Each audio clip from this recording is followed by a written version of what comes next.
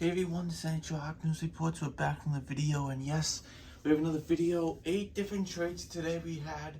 It felt like the trade deadline. Today is February 28th, 2023, and it felt like the trade deadline, like March 3rd. This Friday is the trade deadline, but it felt like it was today, didn't it? With 8 trades here. So let's get into them. Look at every single one, what we have here. First off, we have a lot of big names off the board now, right? Timo Miles off the board. As today we'll be talking about Patrick Kane's off the board. Obviously, one of the first ones was Bo Horvat. Ones like that off the board. But just to let you know, we do have some guys still out there that could be a possibility for sure. Out there that you can pick up. But most of the big names are off the board, like I said. We'll see how things go for sure. So let's get into the first trade of the day. People forget about this trade, I'm sure, already, because there's some other big ones out here today that we have. Starting off with San Jose and Anaheim. The Ducks pick up a 2024 third-round pick in giving the Sharks Henry Throne off his rights. He's been playing the NCAA for the last 4 years. This is his 4th year. After your 4th year, if you don't sign a contract to ALC, you become a free agent and you can sign whatever you want. So the Ducks, Thorne told the Ducks, I don't want to sign with the Ducks, and I'm not going to be coming here, so whatever you want to do, do it. But he said, I'm not coming to Anaheim. I'm not going to sign here. So Anaheim goes here. It's a third-round pick for Throne, and we'll see if the Sharks can sign Henry Throne. He is a good, solid player, so we'll see if he can be a solid NHLer. I say he could be, but you never know. The prospects, they could be also suspects too, so you never know. But Throne looks like a pretty good one, so we'll see how he does as they get a third-round pick for him. Moving on now to Minnesota Wild and the Capitals here. Starting off, Marcus Johansson is going to the Wild. He has played for the Wild before in his career, after being a long-time Capital, then being traded to New Jersey, and then he was with Buffalo, and then he went to the Wild, and then the Kraken, and I don't know, go back, and he went back to the Capitals for 2 years, and now he's back with the Wild. So there's a lot of things happening, right? But Johansson is back with the Wild, and the Wild know who he is. So that's a good pickup for them, third round pick 2024. I think it's like 1.2 million or something like that. The Wild obviously don't have much cap space with the dead cap they have between the buyouts of Suter and Parisi. They have to really watch out. So adding Marcus Johansson, some scoring depth. I think Johansson has like 28 points this year. So hey, he's having a solid year for his standards where he is now. He's 32, but he's a UFA after the season. So good pickup for the Wild, knowing, hey, we're not going to have much cap, but he's going to give us some scoring depth for sure. Moving on to the Capitals and the Maple Leafs. Capitals make some trades here. Very interesting ones today, too, in fact. Rasmus Sandin is going to the Capitals, the young, promising defenseman for the Leafs. They have given up on him, basically. Actually, he's played pretty well, but, a lot of, people not liking him and this and that. Toronto kind of scratching him and not using him in the right way at times. So we'll see how, Rasmus Sandin does with the Capitals, Maybe he's going to be a nice pass to Ovechkin for the one time on the power play. Hey, wouldn't that be great? I'm sure he can rack up a lot of points doing that. But Sandin's a good puck-moving guy, good power play guy, and he's played pretty well, getting some points, but they traded him. Obviously, they have other ideas here. But the Leafs get Erik Gustafsson, who actually been playing pretty well this year, and a first-round pick of 2023, which is Boston's. They got this in the Dmitry Orlov and Hathaway trade. Obviously, Boston's first-round pick is going to be a late 20s. So it's not going to be like top, 15. This is late 20s. And we'll see if it's, going to win the Vezina. I mean, not the Vezina. Well, Allmark will probably win the Vezina. But the President Trophy will probably go to the Bruins for number 1 in the league. So we'll see what happens. But the Leafs obviously have some plans. Still things, I'm going to say the Leafs still have some things going on here. Some trades they will be doing the next couple days up to Friday. I do see something, like adding a first round pick. They won't just add that for nothing, right? So we'll see what they do for sure. And moving even more cap space here, Pierre Envol is going to the New York Islanders for a 2024 third round pick. So the Leafs clearing some space. Obviously they brought in, O'Reilly, and they have McCabe now and Sam Lafferty and guys like that. They had to move him out because when Matt Murray comes back, they need some cap for him, cap space. So Pierre Envol is that guy out. Envol has some speed. He's a good middle six guy. He adds some depth. I like that move for the Islanders for sure. There's some depth. Barzal is out for the rest of the season. So this is definitely a good time for the Islanders to bulk up as they try to hold on to that wildcard spot. Moving on now to the Leafs and the Canucks. So the Leafs make another trade today. They had 3 trades here today. Luke Schenn goes to the Toronto Maple Leafs for a 2023 third round pick. Luke Schenn has been very good, around 20 points this year. Just a solid guy, popular guy in the room too. Just played really well.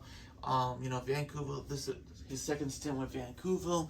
A couple years with the Lightning, winning 2 Stanley Cups there. So, Schenn has some experience. He's a good veteran guy, and he's been around for a while now. So we'll see what how Luke Schenn does with the Leafs. After having a solid time with the Canucks, and Canucks haven't had a really good season at all. So as of late, they've been a little bit better with the guys, which has been good under Rick Tocchet for sure. Moving on to a big trade here between the Nashville Predators and the Oilers. So starting off, Nashville gets from the Oilers Tyson Barrie, who has about 40 points this year. Reid Schaefer, who's a former first round pick, I think number 32 a couple years ago. A 2023 first round pick and a 2024 fourth round pick. So adding Barrie definitely is interesting. Having that puck moving guy. Schaefer, good prospect. You get that 2023 first round pick. I'm sure a later first round pick, depending on how the team does, we'll see, and a fourth round pick, which is a heavy price to, not a heavy price, it's a big price to pay it though, for Matisse Ekholm and a 2024 sixth round pick. I believe they said the Predators will be retaining 4% of Matisse Ekholm's contract, so they won't be taking on the whole 6.25, but they're just going to be taking on $6 million is the Oilers. So, the Oilers are just going to be taking on the $6 million, and the $250,000 the Predators will be retaining his salary for that. Not much, but it is something. So that's an interesting trade. You look at this and you say, all right, Tyson Barrie, he was the quarterback on the power play for the Oilers, the best in the league for the Oilers, and he's gone. Who's going to be the next guy? It could be Bouchard, maybe even try Ekholm. Ekholm's a very solid overall defenseman. He's 32, but he's very good offensively, defensively. He's just a solid defenseman for so many years. He has 18 points, but he's just a solid, guy, veteran guy, and he'll definitely help him. He has experience. He went to the finals in 2017 with the Nashville Predators, and he knows how to win. He does. He's a good, solid defenseman, and he said he's excited. I watched the interview. He's excited, but he's been a Predator his whole career. He's been like around 700 games. He's been there a long time with the Predators. So, Ekholm's a good pickup. I would say he is a really good pickup to have, but it is a price to pay, though. It is a big price to pay. I know the Oilers were looking at Jacob Kitchen. They were looking at Joe Edmondson. Maybe that's still a thing. I don't know if it is now. Ones like that, Kavakov, and now they go with Matisse Ekholm, and now Jacob Kitchen isn't the guy. So we'll see what happens for sure. Moving on now to the Blue Jackets and the Wild. The Wild pick up Gustas Nyquist from the Blue Jackets for a 2023 fifth round pick, and I believe it's 50% retained this contract, so it was 5.5. It is retained, so good for them. But they're gonna have to have enough cap to bring him back for the playoffs if he comes back before the playoffs or at the playoffs. He's just a good depth guy. Has veteran, he has that, he has good, depth or talent, I should say, and he's just a good veteran guy. He has experience, just that type of guy. So we'll see how he does. And then you go to the last trade of the day. A three-way deal here, sending Patrick Kane and Cooper Zek to the New York Rangers. And the Hawks get Savaji, Walensky, a 2023 second-round pick conditional. If the Rangers make it to the conference final, it will become a first-round pick of 2024 or 2025. That 2023 pick, I think, is later of the 2 rounds. Is Teoscinco. That was the trade for Teoscinco. So there you go. And a 2025 4th-round pick the Hawks get. Obviously, 50% retained by the Hawks. And then the Coyotes retained 25%. So it's around $2.5 million. The Rangers will be taking on Kane's contract. Yes, the Coyotes playing as the banker here got a 3rd-round pick for retaining 25% of his contract. And yes, that is what we have. So very interesting, a blockbuster trade. Not much of a blockbuster trade for that, but it is a big trade.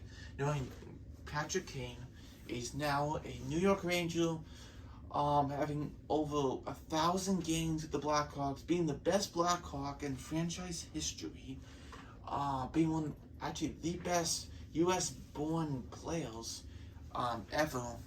And yeah, so there you go. Patrick Kane is a Ranger. You look at the top 9, you got Panarin, you have Zibanejad, you have Kreider, you have Teoscinco, you have Trocheck, you know what I mean? Now you have Kane in the mix, and you have the young guys. You just have a fantastic top 9 there. I know the Rangers going to be definitely favorites for the Cup, but you also have the Bruins, you also have the Maple Leafs, right? You have the Lightning. You have teams like that who will see how things go. It's going to be a fantastic playoffs this year with some unbelievable talent for each team. So we'll see what happens. Patrick Kane is a New York Ranger now, a long time, drafted by the Hawks, 3-time Stanley Cup winner, and it's sad to see him go, but now he's going to be a Ranger, and he's going to have a chance to win a Stanley Cup again. So we'll see if it happens. 4 times in a 4-time Stanley Cup champion. Hey, you never know. It could be. So Patrick Kane is the place he wanted to go. They would have got more, but the Rangers, the place he wanted to go, so they kind of, say, hey, we'll give you a 2nd and 4th, conditional 2nd, and the Hawks can just have to say, yeah, we'll take him. Thank you very much. That's what I can do, basically. So, he has a full no-trade clause, and that's what happened. And yeah, thank you for watching. This ain't Sharp News Supports. Those are all the trades of the day. Maybe there's more tomorrow. We'll see what happens. And yeah, that's all the trades. Let me know your thoughts on this, and I'll see you next video. Bye.